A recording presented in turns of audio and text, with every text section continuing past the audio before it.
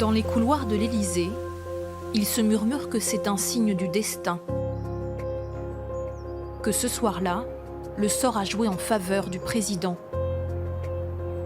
en lui accordant une pause au pire moment du quinquennat.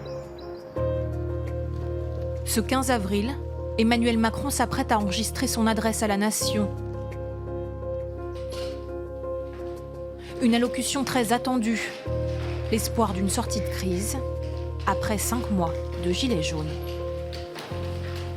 Il n'y a pas grand monde à ce moment-là dans le bureau du président pour l'enregistrement. Il y a Philippe Grandjean qui est son conseiller spécial, son conseiller en communication. Il y a son épouse, Brigitte Macron, qui est toujours là dans ces moments importants pour le président. Et puis il y a l'équipe de TF1 qui est de poule, comme on dit, c'est-à-dire qui représente l'ensemble des télévisions et qui doit leur fournir les images à 20h précises. Le président relit son texte une dernière fois.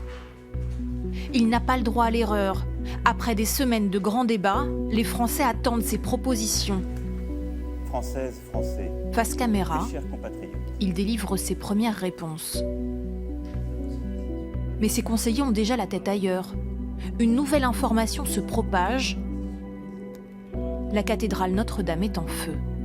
Le cortège arrive sans doute des autorités de l'archidiocèse de Paris, des autorités du ministère de l'Intérieur. À ce moment-là, moi je pense que c'est une mauvaise séquence.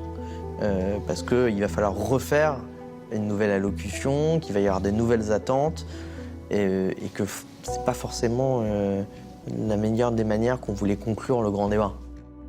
Faut-il diffuser ce discours malgré tout ou partir à Notre-Dame? Le chef de l'État doit trancher. La décision à ce moment-là, comment elle se prend? Si vous ne prenez pas cette décision, si vous avez besoin de réfléchir, vous ne pouvez pas être président de la République. Le discours enregistré quelques minutes plus tôt n'existe plus. Oublié, effacé.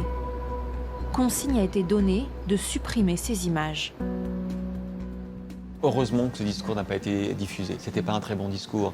C'était trop long, c'était très ennuyeux. Il y avait beaucoup de phrases qui étaient inutiles. Et donc, quelque part, oui, c'est un mal pour un bien. Heureusement que ce discours n'a pas été diffusé. Je ne suis pas sûr que la crise des Gilets jaunes aurait eu la même issue. Notre-Dame occupe l'actualité pendant 10 jours. Le mouvement des Gilets jaunes est éclipsé pour laisser place à l'Union nationale. Le président voulait en finir avec la crise. Le destin l'a aidé à tourner la page. Après 5 mois qui l'ont marqué à vif. Quand on regardera le quinquennat, il y aura clairement eu pour le président un avant et un après. Un président qui a suscité une haine inédite. S'il était descendu de sa voiture, je pense qu'il aurait été lynché, quoi. Et quand c'est des gens que vous reconnaissez, qui vous lapident, alors ça fait beaucoup plus mal. Après des semaines de déni, je ne répondrai, conformément à mes habitudes, à aucune question sur ce point. On avait alerté, oui. Je pense fondamentalement qu'Emmanuel Macron, il n'a rien vu venir. Emmanuel Macron a senti le pouvoir lui échapper. Il est très amaigri, il est très stressé, très fébrile, très inquiet. Comment a-t-il géré cette crise sans précédent sous la Ve République? Enquête dans les coulisses du palais.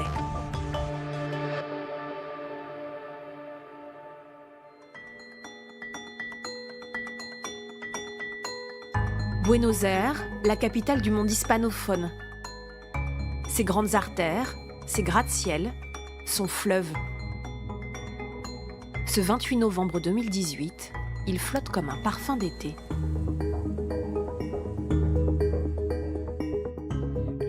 Emmanuel Macron a atterri dans la soirée en Argentine. Une arrivée commentée en direct à la télévision.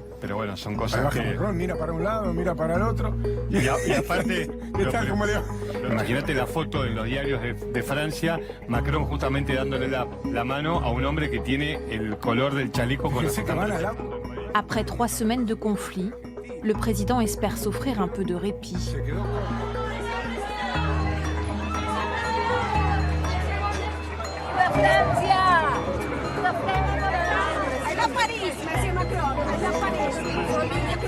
Au programme, visite culturelle, mais surtout participation au G20. Un grand rendez-vous international qu'il n'a pas imaginé une seconde décommander. Le voyage en Argentine, c'est déjà un passage obligé pour le président de la République.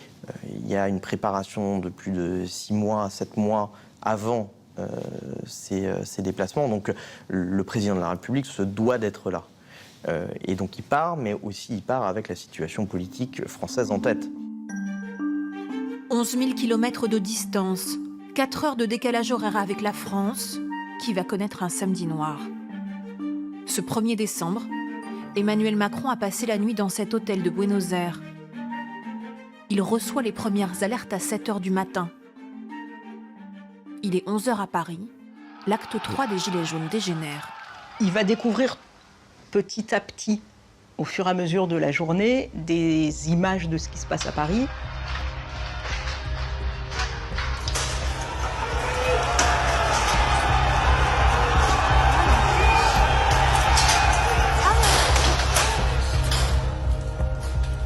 D'abord parce qu'il a quelques alertes du ministre de l'Intérieur qui lui raconte, du Premier ministre qui lui raconte, puis il y a des gens qui lui envoient, y compris il y a des gens qui lui envoient des images de BFM. Bien vous le voyez, les ronds-points de l'Étoile qui est inondé de gaz lacrymogène. On se reçoit quelques projectiles, la situation est très tendue ici. Des heurts et 122 interpellations à l'heure où l'on parle. La stratégie... Il y a des gens qui lui envoient des images, des photos ou des lives de... Non, regarde, c'est pas possible, il se passe quelque chose. Mais il n'est pas là. Le président est concentré sur le G20. À 14h heure française, il honore ses premiers rendez-vous, visiblement décontractés. Ça va ? Il ne prend pas tellement la mesure parce que d'abord, effectivement, il y a la distance. Il y a l'investissement dans les débats donc, du G20, qui sont toujours très prenants. Et puis, c'est quelqu'un qui fonctionne de manière séquentielle. Quand il est au G20, il s'occupe du G20. L'entourage d'Emmanuel Macron est assailli de questions de la part des journalistes. Mais instruction a été donnée de ne pas parler des Gilets jaunes. Un conseiller fait passer le message. Il nous explique qu'en aucun cas, il n'est fragilisé par ce qui se passe en France et même qu'au contraire, il est très encouragé par la plupart de ses homologues à poursuivre ces réformes. C'est un message qui est complètement déconnecté au moment où Paris est en train de brûler par endroits et on se dit qu'on les a complètement perdus finalement à l'Élysée, qu'ils n'ont pas pris la mesure de ce qui se passait en France au même moment. Emmanuel Macron ne laisse rien paraître et prépare la conférence de presse de clôture du G20. Entre 2 séances de travail, il échange avec les piliers de sa majorité, Richard Ferrand, président de l'Assemblée nationale, mais aussi François Bayrou, fidèle parmi les fidèles, qui va le conseiller tout au long du mouvement. Il avait décidé de dire un mot de cette crise dans son discours là-bas. C'est très difficile à faire. On ne sent pas l'événement comme quand on est là. Bien, mesdames, messieurs. Oui, ça a été un moment difficile pour cette raison, bien sûr. Un petit peu partout, il y a des... Au même moment, à Paris, on dénombre 239 départs de feu, 412 interpellations et 153 blessés. La manifestation touche à sa fin. De retour chez eux, les Gilets jaunes attendent la réponse du président. Nous, on pensait qu'il voyait qu'il y avait beaucoup de gens qui étaient dans la rue, qui voyaient que, à la fin, ça s'est quand même mal déroulé, ça s'est mal passé, et je pensais qu'il allait faire un appel à l'apaisement et qu'il allait proposer des choses. On se dit que forcément Emmanuel Macron va commencer par parler des violences à Paris, tellement les faits sont graves. Et là, il commence son discours comme si de rien n'était, à parler climat, commerce. Ce sont des choses très concrètes, tangibles pour nos filières industrielles, commerciales. Il adresse ses condoléances au peuple américain parce que George Bush père vient de mourir. J'ai transmis mes condoléances personnelles et les condoléances de la nation française au président Trump, mais je souhaite ici le faire aussi publiquement. Cette conférence de presse, elle semble très longue finalement parce qu'on est dans l'attente entre confrères, on se regarde, on se demande à quel moment il va en parler, s'il va en parler. Ce n'est qu'au bout de 10 minutes, en guise de conclusion, qu'il livre son analyse des événements parisiens. Enfin, un dernier mot sur le contexte français, et parce que je ne répondrai, conformément à mes habitudes, à aucune question sur ce point. Ce qui s'est passé aujourd'hui à Paris n'a rien à voir avec l'expression pacifique d'une colère légitime. Les coupables de ces violences ne veulent pas de changement, ne veulent aucune amélioration, ils veulent le chaos. Le président ne consacre pas plus d'1 minute aux manifestations françaises. Bonjour Monsieur le Président, Mathieu Coache, BFM TV. Je vais quand même me permettre de vous reposer une question. Devant la communauté française de Buenos Aires, vous avez dit qu'il n'y aurait pas de recul de votre politique. Les Français veulent savoir quelle sera votre réponse pour mettre fin à cette crise qui continue. Je viens d'apporter la réponse. Pour nous, déjà, le fait qu'il ne prononce pas « gilet jaune », on ne s'est vraiment pas senti être reconnu. Pour moi, c'est vraiment quelqu'un qui est arrogant. Et c'est une manière de montrer que c'est lui qui est au-dessus.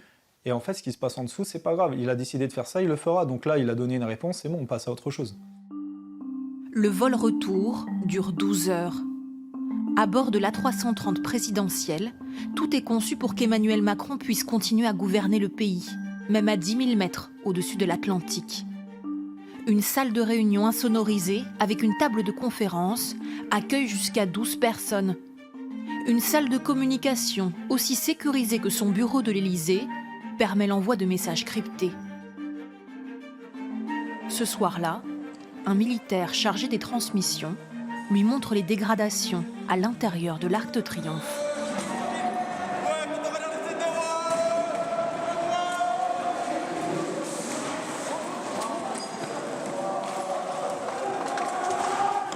Je crois qu'il est très choqué par le degré de violence auquel il ne s'attendait pas du tout.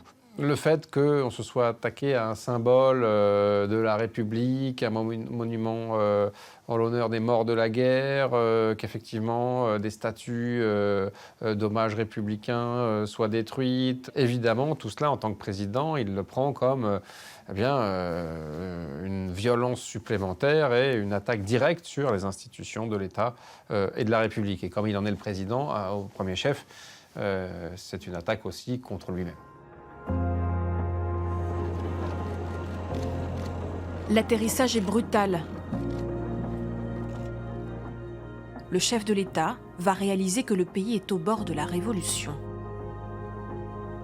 Il descend de l'avion, il monte dans sa voiture. À côté de lui, il y a son directeur de cabinet, qui est un préfet, il s'appelle Patrick Torla, préfet qui a géré du maintien de l'ordre pendant très longtemps, et qui lui dit cette phrase, et c'est la première fois que quelqu'un lui dit vraiment ce que le pouvoir a vécu le 1er décembre. Il lui dit « on a été à 2 doigts que ça tombe ». Emmanuel Macron est passé à côté de la crise. Depuis 15 jours, le président est resté sourd, incapable de prendre les bonnes décisions.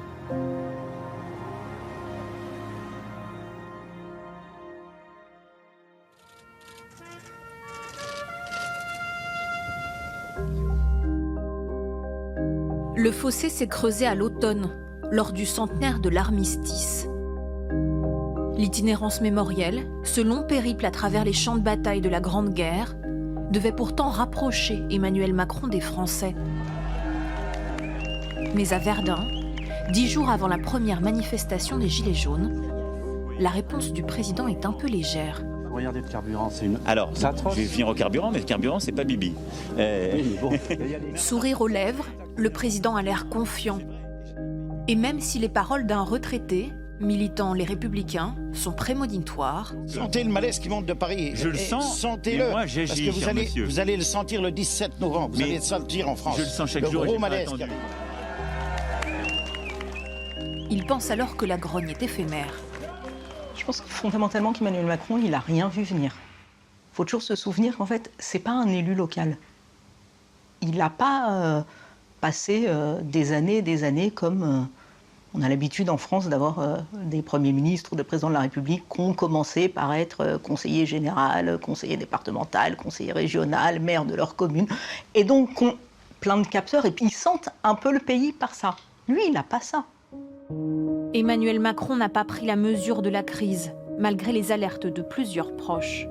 Ce sentiment que la colère ou qu'une colère venait monter, je l'ai senti très tôt, et bien sûr j'en ai parlé au président de la République, aux responsables de la majorité. Mais c'est très difficile quand l'orage n'est pas là. Et donc je n'ai pas été réellement écouté, on va dire. On avait alerté, oui. Il y avait sans doute quelques points qu'il a négligés. Mais il était dans une ligne. Il avait la campagne, il venait de voir pendant la campagne des millions de personnes. Et donc il avait le sentiment qu'il fallait partir sur sa ligne stratégique. Et il était très dans la ligne stratégique, sans voir qu'à un moment donné, effectivement, il fallait peut-être doser les mesures. La réponse au mouvement va être inadaptée. L'équipe du président est pourtant alertée par une vidéo dès le mois d'octobre. Jacqueline Moureau, une parfaite inconnue, fait le buzz sur Internet. J'ai 2 petits mots à dire à M. Macron et son gouvernement. Quand est-ce que ça va se terminer, la traque aux conducteurs que vous avez mis en place depuis que vous êtes là? On voit vite monter les scores sur les réseaux sociaux en termes de vues. C'est-à-dire quand quelqu'un fait une vidéo et que là, en 24 heures, ça fait 100 000, vous comprenez très vite que c'est viral, bien sûr. Mais le chef de l'État va attendre 2 semaines avant de s'en préoccuper. Il interpelle ses collaborateurs en disant « Mais qu'est-ce que c'est que ce truc? Elle fait 5 millions de vues, il faut répondre ».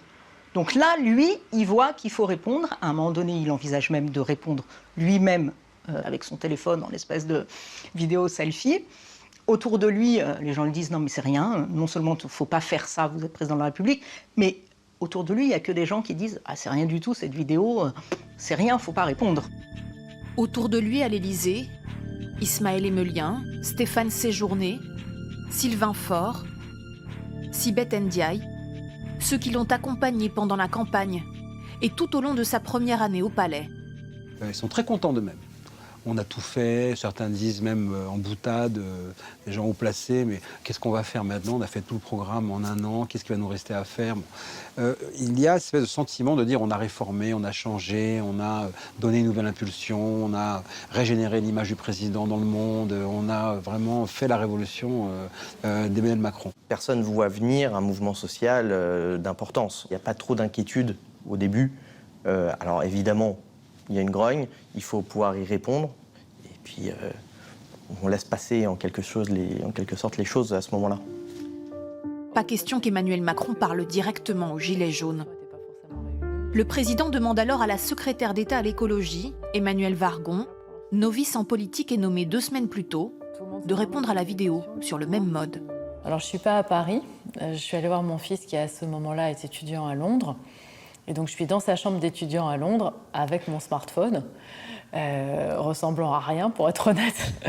Et du coup j'ai fait 2 prises dans ces conditions-là qui n'étaient pas complètement idéales. La première chose que je voudrais dire, c'est qu'il n'y a aucun complot du gouvernement contre la voiture. Nous savons très bien que la voiture, c'est un mode de transport indispensable, en particulier dès qu'on sort des villes. Et du coup, c'est ce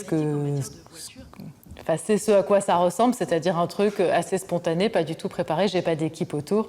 Je suis avec ma famille, j'essaie juste de répondre de façon sincère. Jacqueline Moureau, l'auteure de la vidéo, juge la réponse insuffisante.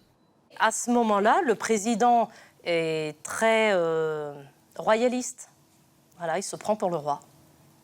Voilà, c'est pas un chef d'État à ce moment-là qu'on a, c'est un roi qui ne daigne même pas parler à son peuple, qui reçoit personne, qui reste dans son château, quoi, en fait. 10 jours après la première manifestation, l'assurance d'Emmanuel Macron commence à se fissurer. Un épisode qui n'a pas été rendu public en témoigne. Monsieur le Président de la République. Le 27 novembre, le chef de l'État doit tenir une conférence de presse sur le climat. C'est l'occasion de faire un geste. Et pour la première fois, il est prêt à faire machine arrière concernant la hausse des taxes sur le carburant. Il y a plusieurs versions du discours. Et 1 heure avant son discours, qui est un mardi matin, est écrit, il y a plusieurs témoins qui m'ont dit, une phrase dans laquelle il dit « Tant qu'on n'aura pas trouvé de solution, je n'accepterai pas de hausse ». Il cède, il accepte une pause. Monsieur le Premier ministre, Mesdames, Messieurs les ministres. Le président est sur le point d'accepter ce que demandent les Gilets jaunes depuis le départ. L'intuition du président de la République, c'était précisément qu'il fallait agir sur la taxe tout de suite. Mais à la dernière minute, Emmanuel Macron supprime la phrase de son discours. Mais je ne céderai rien à ceux qui veulent la destruction et le désordre, car la République, c'est à la fois l'ordre public et la libre expression des opinions. Le ton est ferme, la porte n'est clairement pas ouverte. Pourquoi cette volte-face ? Pour François Bayrou, le président s'est laissé convaincre par ceux qu'on appelle les technos. La logique du système de la politique économique, gouvernement, conseillers, techniciens, c'était qu'il ne fallait pas y toucher. Qu'il fallait tenir bon comme on disait à l'époque. C'est cette deuxième logique qui l'a emporté, comment dirais-je, à la dernière minute.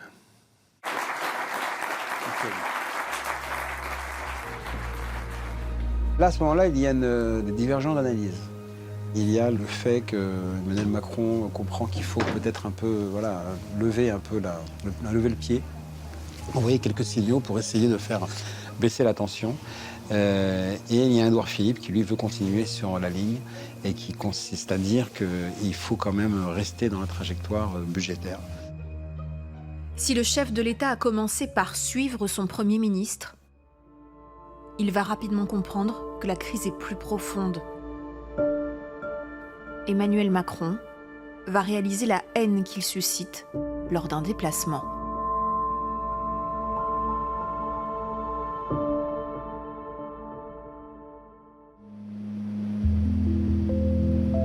La visite a été organisée dans le plus grand secret.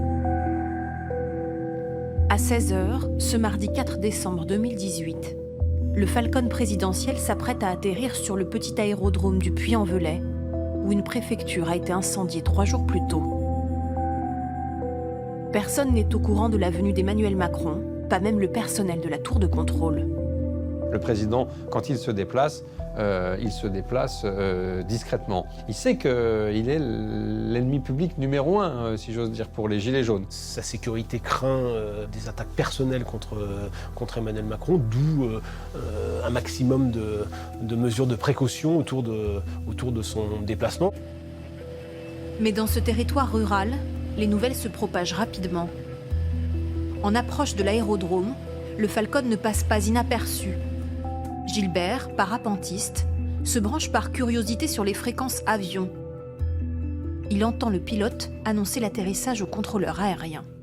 La personne qui était à la tour dit, on l'a pris à ce moment-là, dit vous étiez pas annoncé. Et c'est là que le commandant de cet aéronef, que je ne sais pas qui c'était, répond on ne fait pas toujours ce qu'on veut. Seul un code a été donné, COTAM, qui annonce l'arrivée d'une haute autorité. Une fois posé, c'est là que la personne qui était à la tour a demandé, a dit l'autorité reste-t-elle longtemps ?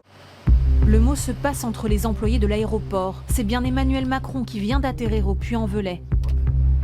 Alors que certains prennent en photo le Falcon tricolore et postent le cliché sur les réseaux sociaux, d'autres appellent leurs proches. L'information remonte jusqu'à Jérôme, chef de file des Gilets jaunes dans la région. Il y a une femme qui est venue sur le rond-point en me disant vite, il y a Macron qui arrive au Puy. Ça bougeait pas mal à l'aéroport et voilà, donc apparemment son mari travaillait à l'aéroport ou vraiment à proximité. Et ce qui s'est passé, c'est que j'ai envoyé quelques SMS et tout ça pour essayer de rapatrier du monde. Emmanuel Macron a rendez-vous à la préfecture. Le 1er décembre, alors qu'il était en Argentine, des manifestants ont mis le feu à une annexe du bâtiment.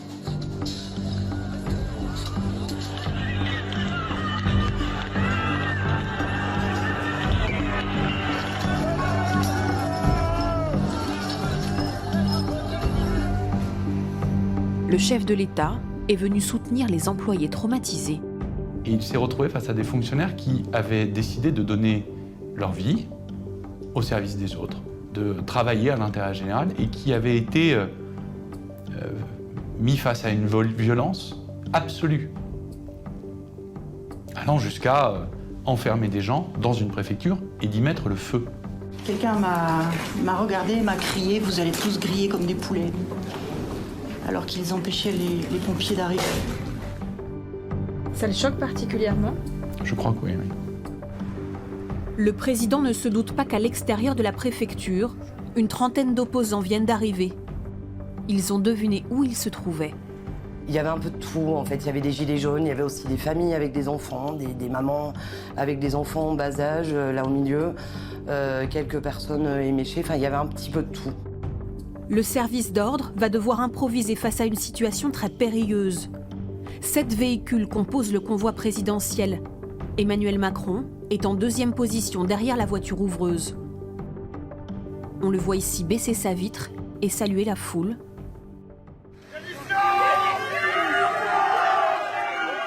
Pour seule réponse, un lot d'insultes.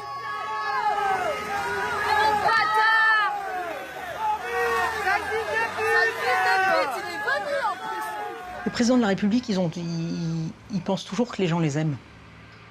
Là, ils voient, c'est pas juste que les gens l'aiment pas, c'est qu'il y a des gens qui veulent, enfin, qui disent qu'ils veulent le tuer, des gens qui veulent qu'il soit plus là au sens propre. Crève sur la route, connard!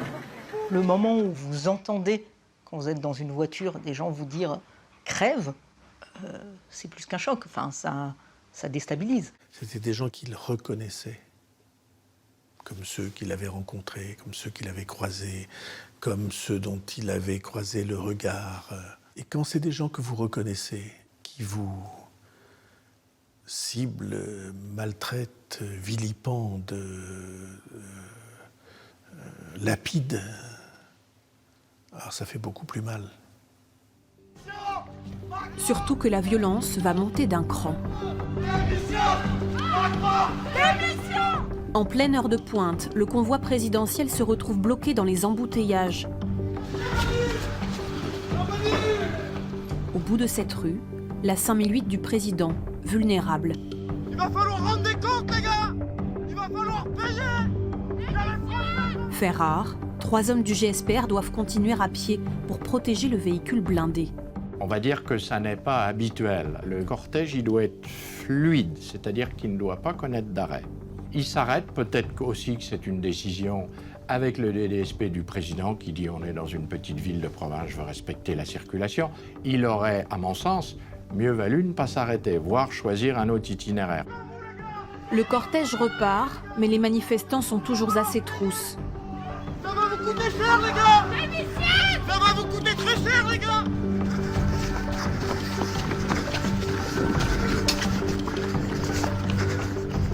300 mètres plus loin, à nouveau, Emmanuel Macron se retrouve immobilisé dans son véhicule.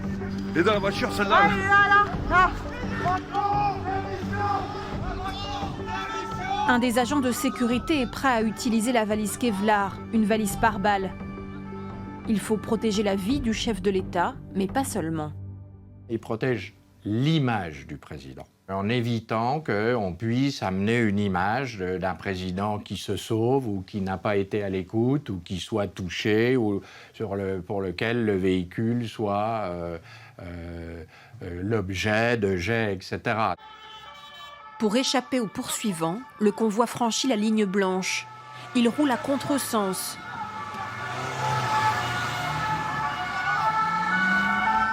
Mais un manifestant se met en travers du chemin.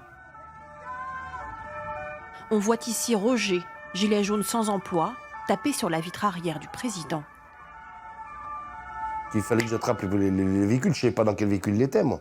Donc j'ai tapé jusqu'à son véhicule, ça je le sais, j'ai tapé sur sa voiture, ça c'est sûr. Puis après j'ai pris un coup de pare-choc, je me suis cassé la figure, et puis je me suis relevé, puis j'ai couru dans la voiture après. Non, et puis j'avais la haine, quoi, c'est pas dur, hein. J'avais la haine, comme beaucoup de monde avait la haine, quoi, d'ailleurs.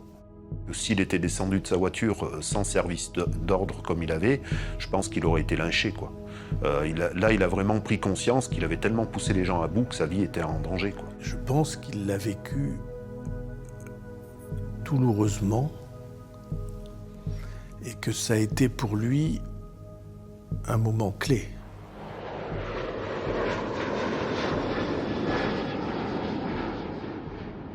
Dans l'avion, il pense à ça, il raconte ça, et y compris quand il descend de l'avion, il parle avec des gens, et il y a une des personnes avec qui il échange, il dira « ils me tueront peut-être d'une balle, mais jamais d'autre chose ». Il a conscience ce jour-là que, oui, il y a des gens qui veulent le faire disparaître. La menace le suit jusqu'à Paris. Son agenda est vidé, ses déplacements officiels annulés. Le président disparaît des écrans radars, il reste confiné à l'Élysée. À la veille de l'acte 4 des Gilets jaunes, le palais est transformé en bunker.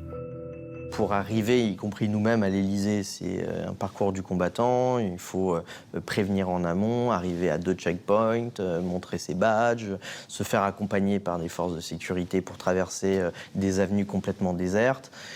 Donc c'est particulier et c'est pas anodin. On n'a jamais vécu ça. La sécurité de l'Élysée envisage tous les scénarios, même l'exfiltration du président par hélicoptère en cas d'attaque du palais.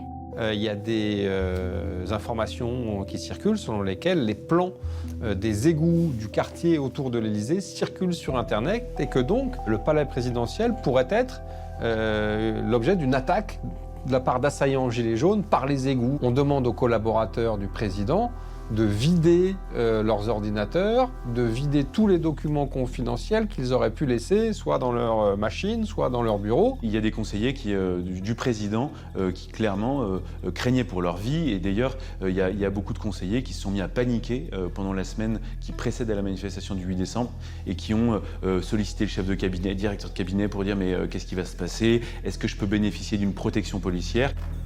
Dans le plus grand secret, le 7 décembre, la première dame et quelques conseillers d'Emmanuel Macron visitent un lieu ultra confidentiel situé sous l'Élysée, le PC Jupiter, un abri d'ordinaire réservé au président et à son état-major en cas d'attaque nucléaire.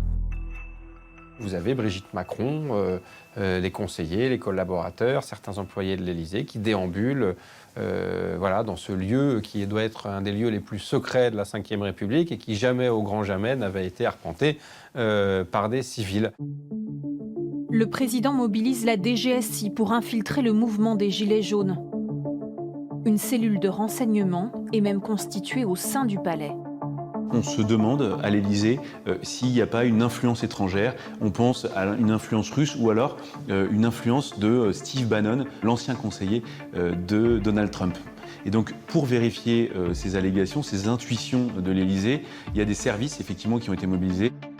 Les équipes digitales de l'Élysée passent au crible les réseaux sociaux, analysent les pays de provenance des messages. Les agents de la DGSE et du contre-espionnage français sont aussi mobilisés. Mais les investigations ne donnent rien, aucune trace d'ingérence ou de manipulation étrangère. L'origine du mal est bel et bien française. Emmanuel Macron n'a d'autre choix que d'apporter une réponse politique.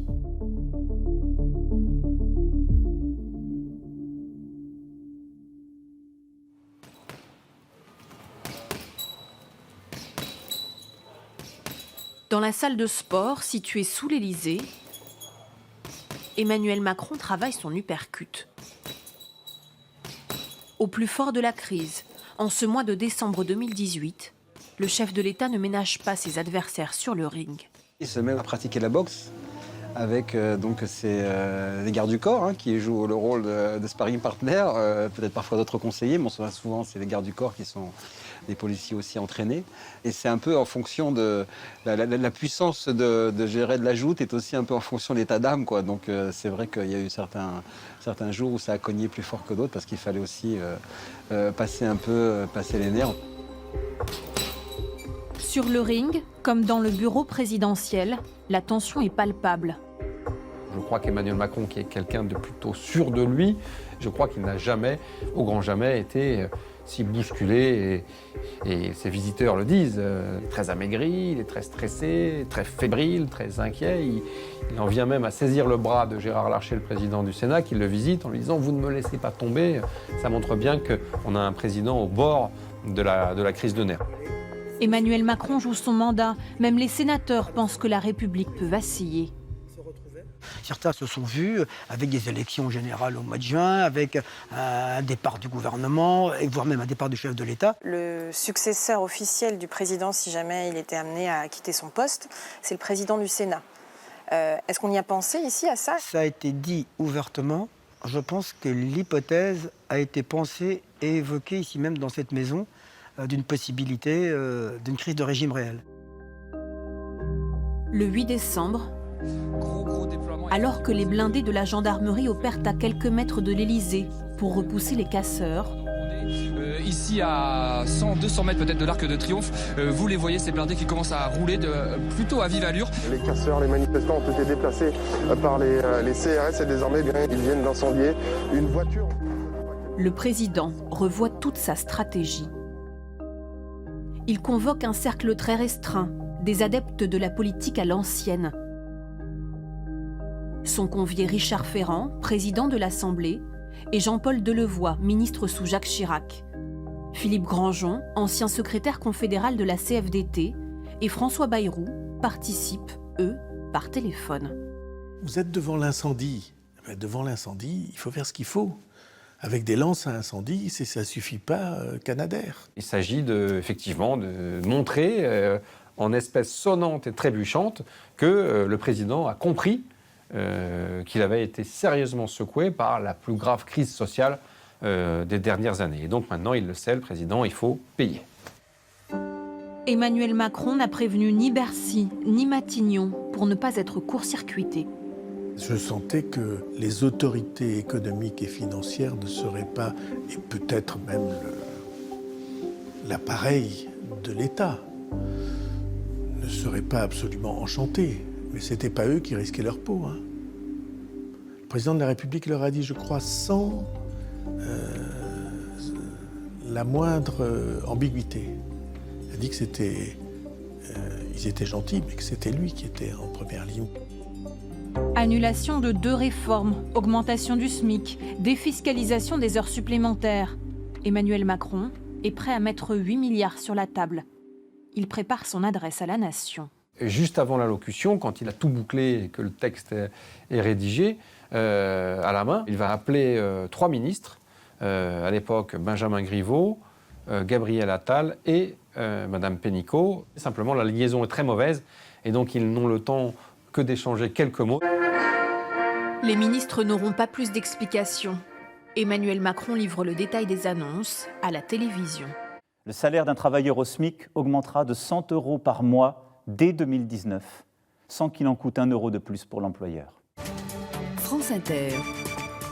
Et avec Léa Salamé, nous recevons au lendemain de l'allocution du président de la République, la ministre du Travail. Bonjour. Au petit matin, invitée à la radio, Muriel Pénicaud peine à trouver les mots. C'est faux, vous nous dites clairement, le SMIC ne sera pas revalorisé. Les personnes, pour en bénéficier, il faut 2 raisons, il faut 2 conditions. La première, c'est gagner entre 500 000 et 600 000 et 1 500 €, et donc ça autour du SMIC, en dessous et au-dessus. Elle est un peu courte sur le background ou les éléments de langage, comme on dit en politique. Elle n'est pas capable encore de pouvoir produire vraiment la mécanique des mesures qui sont annoncées. Et donc, c'est pas une réussite absolue. Ces annonces d'Emmanuel Macron, décidées à la va-vite, embarrassent l'exécutif et ne convainquent pas les gilets jaunes. C'est la première prise de parole du président depuis le début de la crise. Il parle trop tard. C'est-à-dire que le 10 décembre, les gens ils sont sur les ronds-points depuis presque 1 mois et ils ont eu l'impression qu'il ne les a pas du tout écoutés. Jamais. Donc il y a quelque chose qui est profondément rompu avec lui et ça suffit pas. Moi, si je prends mon cas personnel, toutes ces annonces, moi, j'y touche rien, j'y gagne rien. Et tous ceux qui étaient de mon rond-point, personne ne touchait rien. Franchement, l'opinion générale, à 99% des personnes que je côtoie, c'était que réellement, ils commençaient vraiment à se moquer de nous et qu'ils nous énervaient encore plus. Le chèque ne suffit pas. Le président va devoir abattre sa dernière carte, repartir à la conquête des Français.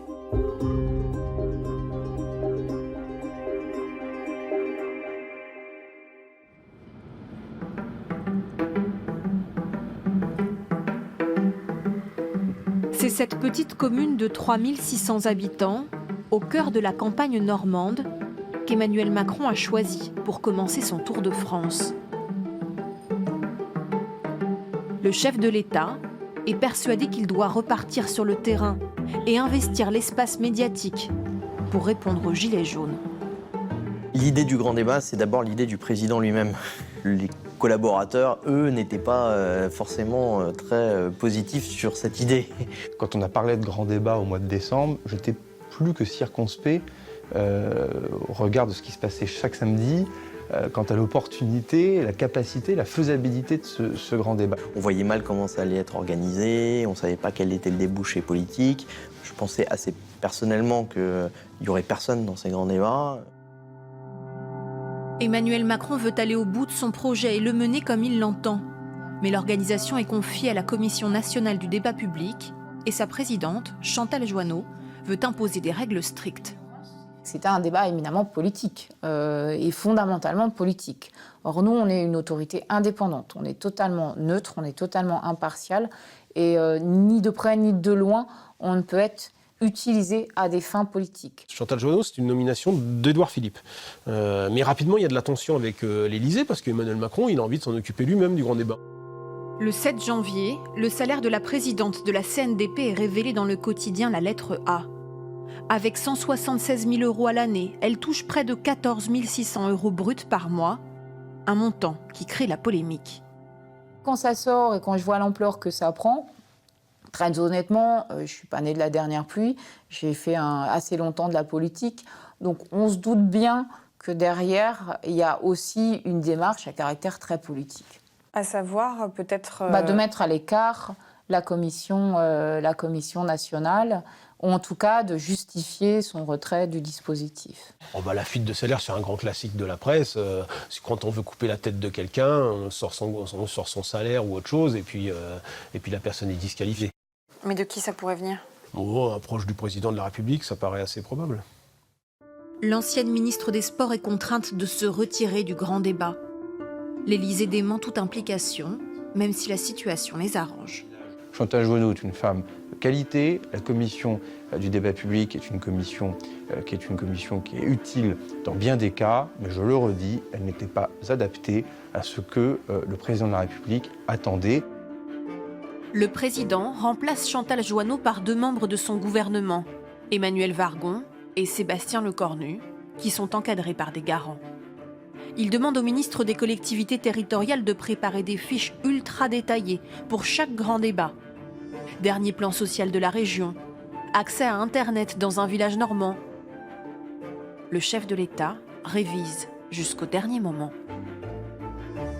En général, le trajet en voiture ou en avion, le cas échéant, donne lieu systématiquement à une réunion de travail qui permet de compléter les choses, sachant que, comme vous le savez, le protocole républicain fait que le préfet monte systématiquement avec le président de la République dans la voiture et bien souvent le préfet fait le dernier briefing. Ce 15 janvier, pour le premier grand débat, Emmanuel Macron prend de court les gilets jaunes, en arrivant par une autre sortie d'autoroute. Aucun manifestant à l'horizon. Seuls les maires de la région ont été conviés au débat. Je suis très heureux de venir débattre avec tout le monde et échanger. Emmanuel Macron est rassuré. Le gymnase est plein. 600 élus ont répondu présents. Les services préfectoraux des 5 départements normands ont passé beaucoup de coups de fil pour qu'on ait le maximum de maires présents. Parce que tous n'avaient pas forcément prévu d'être présents au rendez-vous. Donc il fallait une assistance nombreuse et les préfectures n'ont pas ménagé leur peine. D'entrée de jeu, le président connaît les thèmes des premières questions. Nous avons sélectionné quelques orateurs au début pour s'assurer des bons équilibres entre les 5 départements normands, cela va sans dire, entre les hommes et les femmes, enfin surtout aussi le pluralisme politique, que personne ne dise que le débat serait pipé d'avance, puisque ce n'est pas le cas. Dans un premier temps, le chef de l'État écoute. Nous constatons de plus en plus que les problèmes quotidiens de mobilité rendent difficile la vie dans nos campagnes. Son secret pour préparer les réponses, pas de fiche de révision devant lui, mais un bloc à 5 et un stylo. Le maire de Brionne est à 1 mètre du président. Je vois un carnet qui se remplit à vue d'œil de toutes les prises de parole de mes collègues. Il est assez méthodique, d'après ce que je peux en voir, notant scrupuleusement les grands mots-clés des interventions des uns et des autres. L'élu a photographié ses prises de notes. On y voit le nom de l'intervenant, son ordre de passage, le nombre d'habitants de la commune. Des astuces pour ne pas être pris au dépourvu. Si on regarde les chiffres, par exemple, monsieur le maire d'Évreux, 2018, votre DGF, elle a augmenté. C'est une réalité. Elle a augmenté.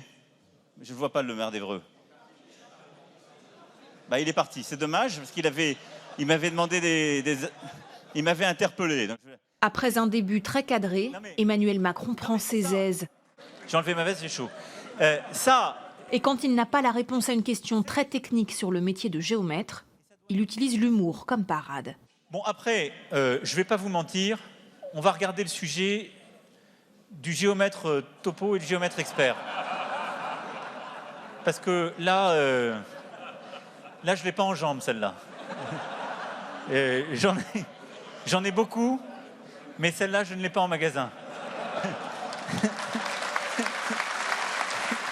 Le président sent que le vent tourne en sa faveur. Il veut en profiter. Il y avait Sébastien Lecornu qui était en face. Et Sébastien Lecornu disait « On arrête, quoi. » Le président de la République faisait comme ça avec son doigt. On continue, on continue, on continue. Et c'est Emmanuel Macron qui, à chaque fois, fixait le tempo. Le chef de l'État veut garder le cap. Il défend sa ligne, expose ses arguments dans un long monologue, jusqu'à ce qu'un grain de sable enraye la machine. Là, le double problème qu'on a sur la maternité, elle est sous le niveau qui est requis pour être en sécurité. Mais si elle y arrive. Non, c'est vrai. Non, mais vous le savez comme moi. Le maire de Brionne est le premier à l'interrompre après 6 heures d'échange. Il défend la maternité de Bernay, menacée de fermeture. Cette maternité ne pose pas de problème. Parce qu'il n'y a pas eu de pépin jusqu'alors. Mais alors, ce que demande le maire de Bernay, c'est simplement qu'on réexamine le dossier. Je suis revenu à la charge là, peut-être pour la première fois dans ce rendez-vous grand format. J'ai pu avoir un échange direct avec le président de la République en essayant de réfuter ses arguments. D'ailleurs, à un moment donné, je l'ai senti un petit peu déstabilisé parce qu'il perdait le fil de son intervention et de sa prestation. Non, mais je ne vais pas le régler. Je vais vous dire, je ne vais pas régler. C'est un problème très important. Sinon, j'aurais pas pris le temps de le débattre. Donc, je vais vous envoyer la ministre parce qu'il faut vous aider à trouver une solution. Effectivement, la ministre est venue quelques semaines plus tard, mais pour fermer la maternité. C'est-à-dire que, de ce point de vue, le grand débat n'a rien changé.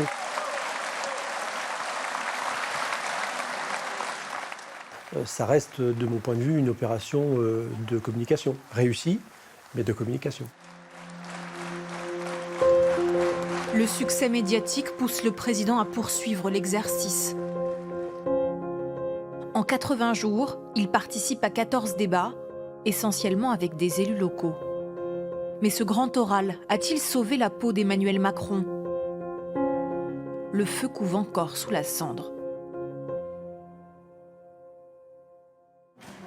Parfait, pardon de faire attendre. C'est une parole rare qu'il a réservée à un magazine américain.